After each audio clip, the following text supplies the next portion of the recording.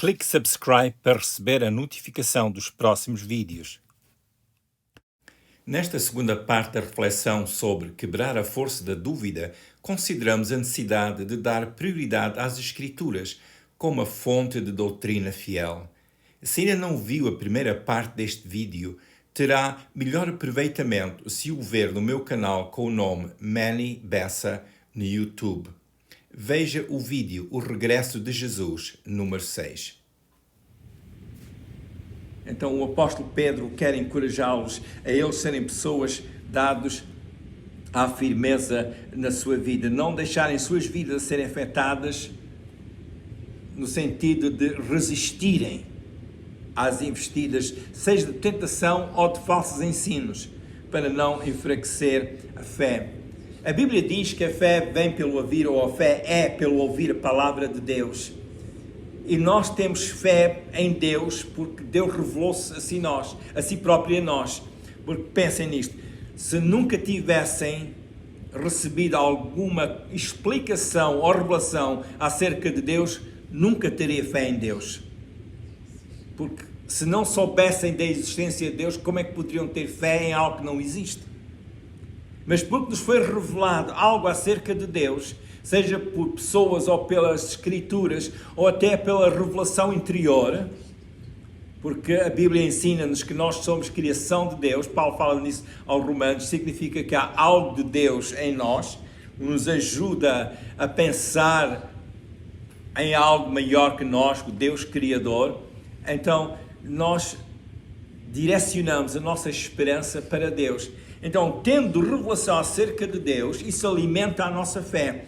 Mas se duvidarmos daquilo que está escrito, isso afeta a nossa fé. E se a fé é afetada com dúvida, começamos a duvidar das outras promessas de Deus. Depois não é só a vinda do Senhor, é outras coisas. E a pessoa pode dizer: olha, eu não sei se Jesus virá, mas continuo a acreditar em Jesus. Era o que alguns parece que estavam a dizer isso. E então a questão é o seguinte: se nós começamos a pôr em questão a própria palavra que alimenta a nossa fé, que dá razão à nossa fé, qual é o risco que estamos a correr? É como andar sobre areias movediças. Areias movediças é aquela que, se a pessoa anda nelas, começa logo a enterrar-se. E não é boa coisa andar em areias movediças. Portanto, recebemos a palavra de Deus. É interessante que Pedro não está a dizer que eles não conheciam a palavra de Deus. Ele parte do princípio que eles já tinham recebido o anúncio do Evangelho. Eles já tinham algum conhecimento da palavra de Deus, eles já tinham recebido a iluminação pelo Evangelho. Quando há coisas que nós não entendemos, não é o fim do mundo. Porque o processo de entendimento é isso mesmo, é um processo. Vamos crescendo no conhecimento, vamos aprendendo mais. E dizer que sabemos tudo poderá ser um exagero.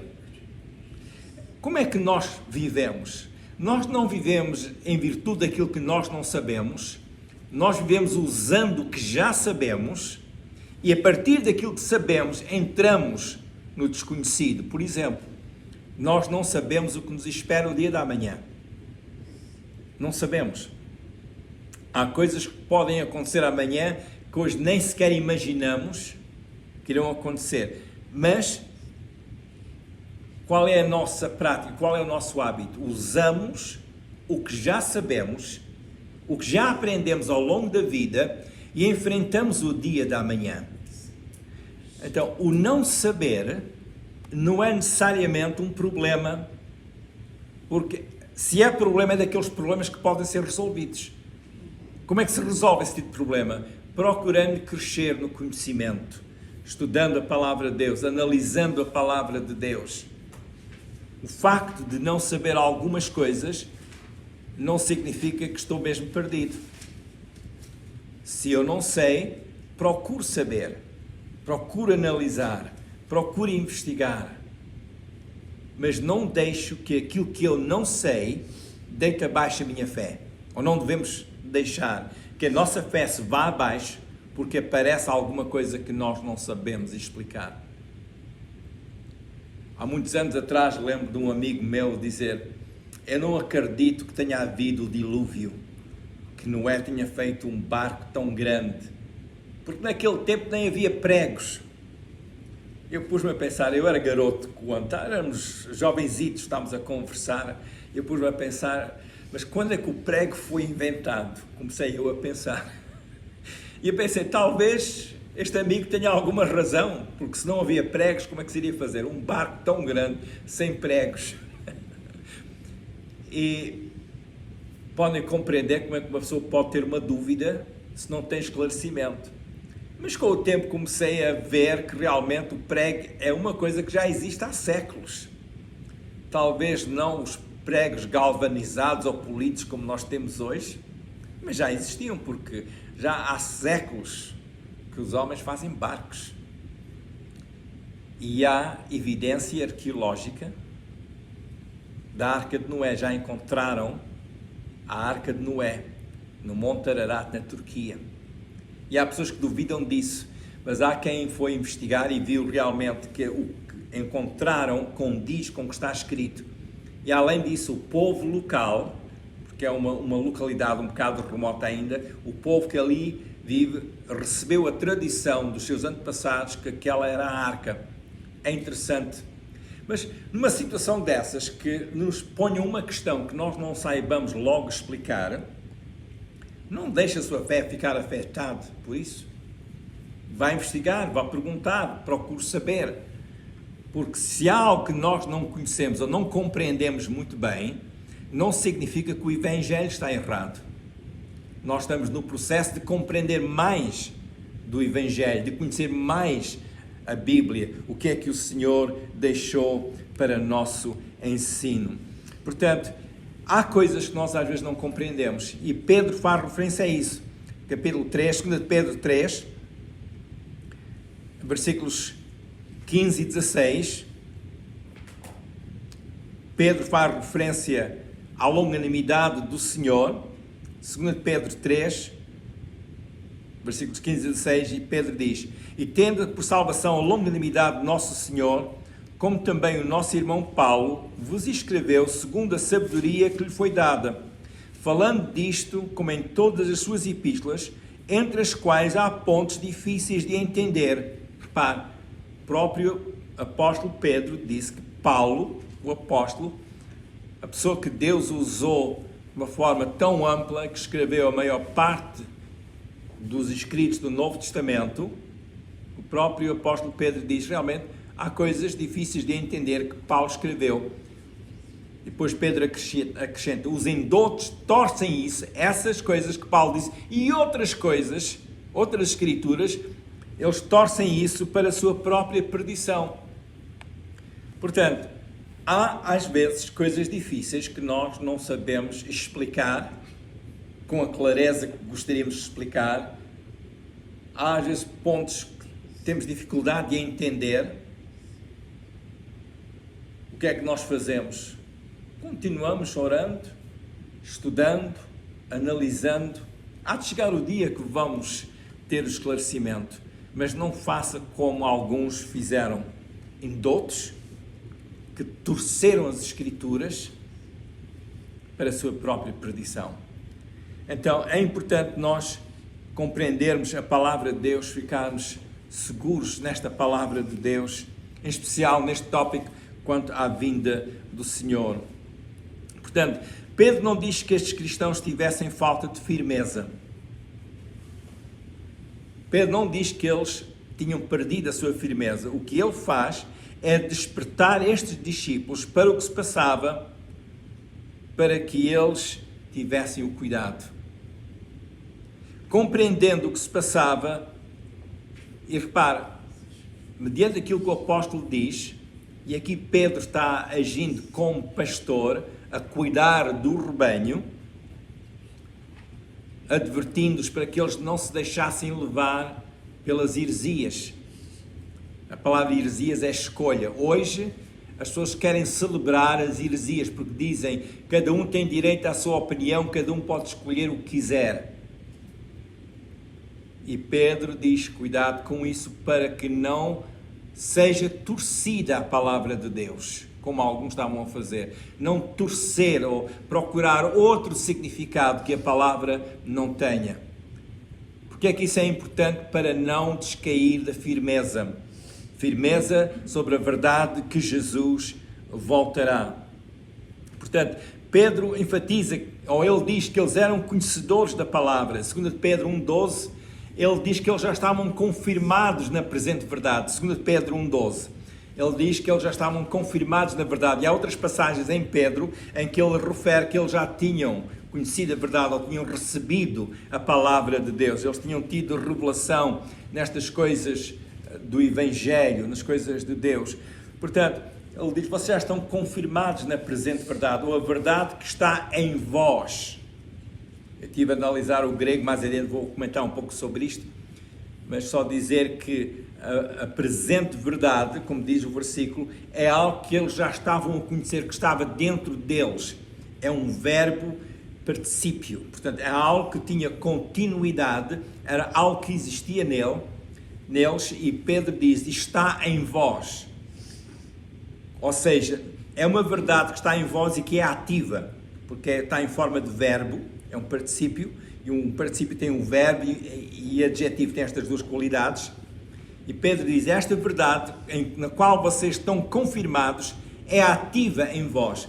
Uma verdade dormente é uma verdade que existe, mas que não é ativa. Por exemplo, eu poderei pegar numa semente e dizer, aqui está uma árvore. E se eu fizer isso, já sabem que eu estou-me a referir ao que a semente pode vir a ser. Se for plantada, então, dali depois pode germinar uma árvore.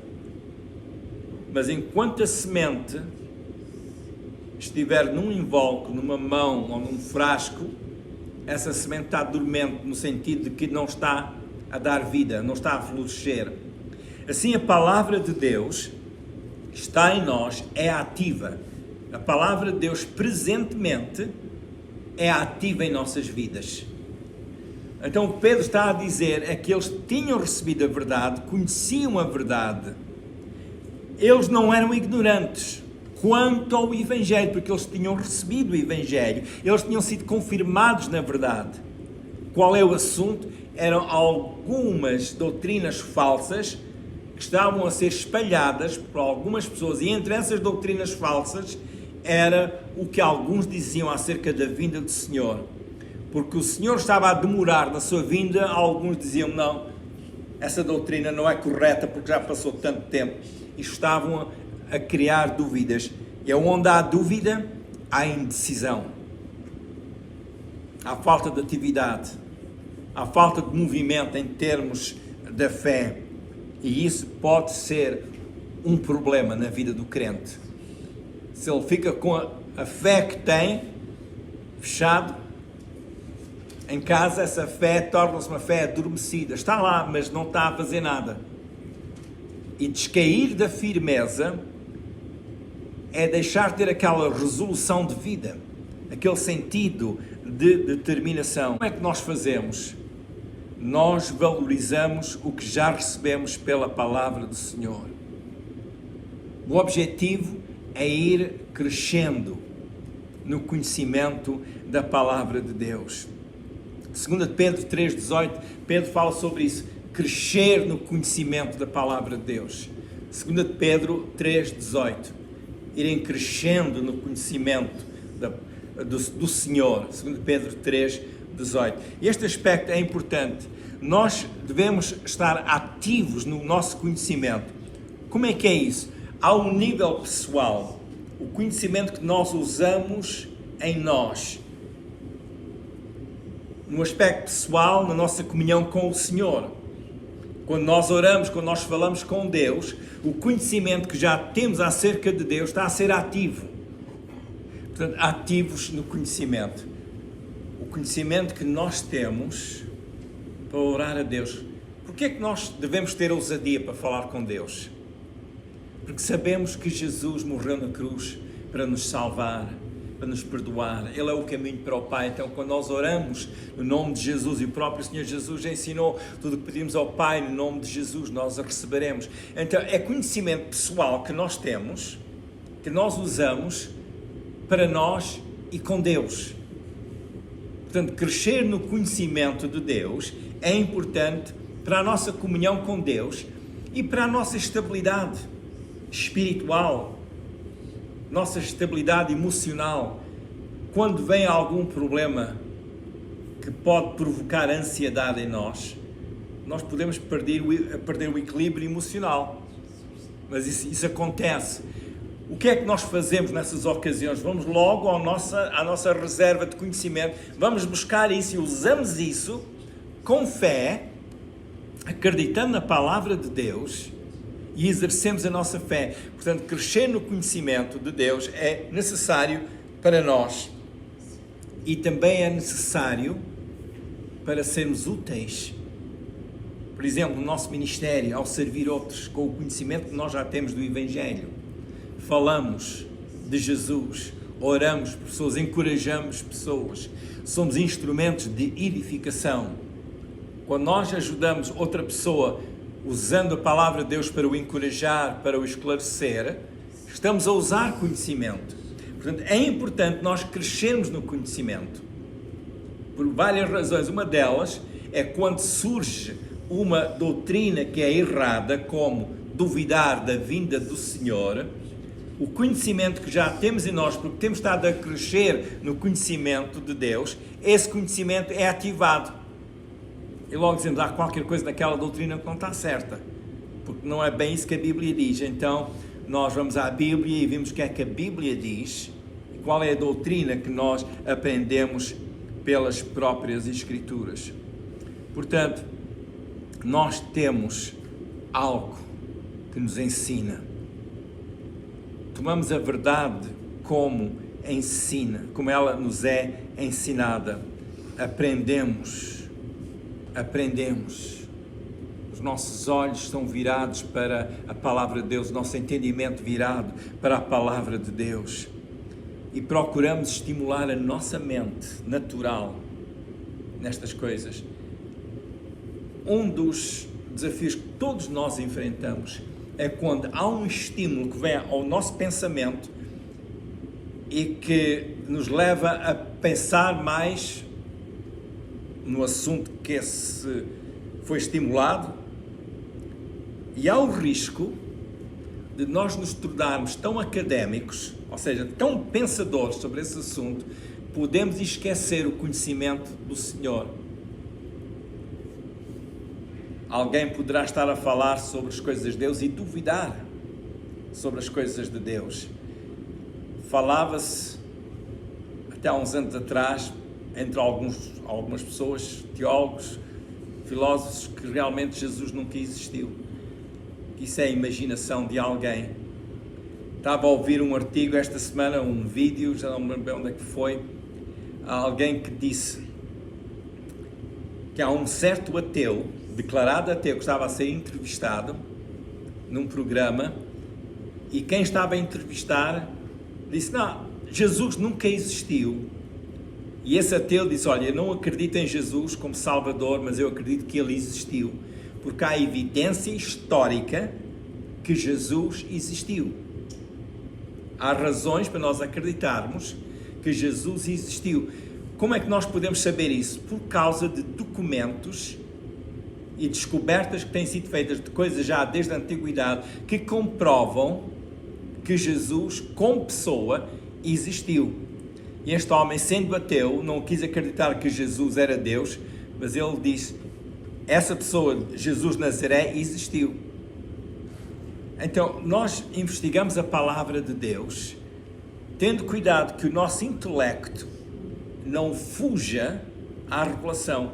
Porque eu vou dizer algo que acontece muita vez. O nosso intelecto trabalha muito com o nosso ego. Então, nós temos cuidado connosco próprios para que qualquer estímulo que venha à nossa mente, até doutrinas erradas, em especial doutrinas erradas, possam despertar o nosso ego. Eu vou saber, eu tenho que saber, eu sou inteligente, eu sei fazer aquilo. E pode ser que nós nos tornamos o alvo do nosso estudo, em vez da verdade ser o alvo do nosso estudo. Porque a verdade é que liberta. A pessoa que estuda muito pode ficar com uma cabeça inchada, mas fica preso à sua própria cabeça. Mas se encontra a verdade, explora a verdade, procura entender mais a verdade e crescer na verdade, essa pessoa cresce e desenvolve-se. Assim é nas coisas de Deus. Portanto, Pedro tem o cuidado de falar com estes discípulos sobre essas coisas. Crescer no conhecimento de Deus. Nós nunca devemos dizer que sabemos tudo, porque essa não é a realidade. Mas podemos dizer, procuro investigar, procuro saber mais. Lembrando-nos de que o real ajuda a desmanchar a dúvida. Eu quero terminar com este pensamento. O real ajuda a desmanchar a dúvida. Porque é realmente, essa é a realidade, é que ao aprendermos mais, há menos espaço para a dúvida. Eu tenho ouvido pessoas que percebem de relva. Eles dizem sempre, semeia muito mais relva para a relva ocupar a terra, para que haja menos espaço para as ervas daninhas. E isso é uma coisa importante. Se não queremos ervas daninhas no quintal, mas queremos relva, semeie mais relva, ponha mais semente. E qualquer erva daninha que possa surgir vai ser apanhada mais facilmente porque vai estar mais isolada. Então, conhecimento ou lembrar o real ajuda a desmanchar a dúvida. Eu gostaria de terminar então com 2 Pedro capítulo 3, versículos 1 e 2, onde Pedro faz referência que já tinha escrito antes e que ele quer continuamente lembrar-lhes. 2 Pedro capítulo 3, versículo 1. Amados, escrevo-vos agora esta segunda carta, em ambas as quais desperto com exortação o vosso ânimo sincero. Repare, é a segunda carta ou a segunda epístola que Pedro escrevia, ambas as quais, o que é que ele fazia? Em ambas as cartas, despertava o ânimo, ou seja, a mente sincera, para que vos lembreis das palavras, lembrar as palavras. Portanto, eles conheciam as palavras, eles já tinham recebido conhecimento. Então Pedro volta a repetir na segunda epístola. Portanto, nas duas epístolas, o que é que ele quer fazer? Encorajar o despertamento do ânimo, ou seja, da mente. O que é que vocês pensam? O que é que vocês sabem? Para que se lembrem das palavras que primeiramente vos foram ditas. Lembrar o que estava escrito. Pedro queria despertar. Portanto, não era que eles não soubessem, eles sabiam.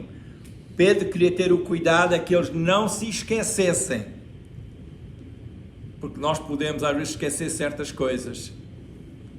E então quando vem um vírus da dúvida, se a pessoa não tem as suas defesas no ativo, as dúvidas podem penetrar e então causar os seus efeitos. Então Pedro começa a lembrar. Então, se Pedro aqui faz referência à primeira epístola, ele quer lembrar o que já tinha escrito e o que está a escrever agora, significa que ao lermos esta passagem, é bom nós lembrarmos o que é que Pedro já tinha escrito. Não só neste capítulo 3 sobre a segunda vinda, mas o que é que Pedro escreveu nas outras epístolas, porque tudo isto tem a ver com despertar o ânimo, ou seja, a mente, como está escrito no grego. A palavra despertar a mente, para analisar as coisas, procurar compreender o que eles tinham. E Pedro é um pouco insistente, ele usa a palavra recordar, lembrar, ele fala de uma forma insistente. Quem é que faz uma coisa dessas? É quem tem um coração pastoral, que quer ajudar, para que as pessoas não se esqueçam. Nós vivemos num tempo em que entreter no culto é prática e impulsar as pessoas. As pessoas querem ir para casa, depois de ter estado no culto, querem ir para casa animadas, encorajadas. E isso é muito bom, isso é muito importante. Eu não estou a dizer que isso não seja significado, porque é. As pessoas irem para casa animadas, encorajadas, ou talvez ver um programa na televisão que anima a pessoa, que ajudou a pessoa a vencer talvez a má disposição que tinha. Isso é bom, mas mais importante é ter a mente despertada para as coisas que já foram ensinadas. Porque o sentido de bem-estar altera consoante o dia ou as atividades do dia ou as responsabilidades do dia. E nós temos circunstâncias dessas na nossa vida, as coisas que não queremos fazer, que não nos apetece fazer. Mas fazemos porquê? Porque na nossa mente compreendemos a importância de fazer isso. O trabalho, aquilo que tem que ser feito. Na doutrina da palavra de Deus é o mesmo princípio. Despertar a mente, sujeitar a mente àquilo que tem que ser feito mediante a palavra de Deus, a verdade. E assim há um crescimento. Ter a palavra de Deus em nós e estarmos confirmados na palavra de Deus. Estar confirmado na palavra de Deus é abraçar a palavra, seguir a palavra e ter a palavra de Deus ativa em nós, viva em nós. Para que não seja uma coisa de passagem, mas seja uma realidade que nos acompanha todos os dias e aonde que nós possamos estar. E neste aspecto da vinda do Senhor, saibamos que Jesus vem. Não sabemos quando. O próprio Senhor Jesus disse que Ele não sabia, mas Ele disse que voltaria. E essa é a verdade que devemos mantê-la sempre bem perto do nosso coração. Jesus vem. Vou ser fiel a Ele, seguindo esta verdade que Ele também deixou para os discípulos instruir outros. Este não é tempo de remediar, mas é tempo de aprontar. Jesus disse que Ele voltaria. Está escrito na Bíblia que Ele voltará. Se ainda não está pronto, mas quer aprontar-se, queira dizer a Deus que se arrepende dos seus pecados e que aceita Jesus como seu Salvador. Foi Jesus que morreu na cruz do Calvário pelos nossos pecados. Faça essa oração com fé e creia que Deus ouve. Fale com Deus todos os dias, sempre em nome de Jesus, porque foi Ele que deu a sua vida por nós. Leia a Bíblia todos os dias. Frequente uma igreja que ensina sobre a autenticidade do Evangelho e o que é viver no Evangelho de Jesus. Continua orando que a bênção de Deus seja ampla na sua vida. Se quiser ver os vídeos anteriores, vá ao YouTube, ao canal com o meu nome, Manny Bessa.